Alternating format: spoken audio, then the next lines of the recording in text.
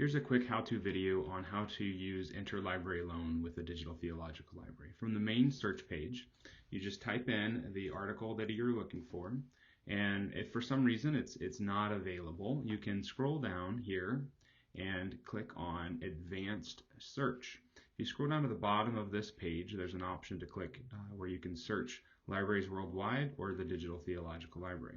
If I click here and then click Search, it will do a much wider search that extends beyond the Digital Theological Library, and I can begin to search for it. And now there is the article that I was looking for, and you note it says that it is held by other libraries. So if I click here, up pops a screen with this button right here, Request Item through Interlibrary Loan. If I click that, it'll allow me to sign in to a page that has the article, and then down here is the request form. So I fill out all the different information for the request form and click Submit. That's how you do it.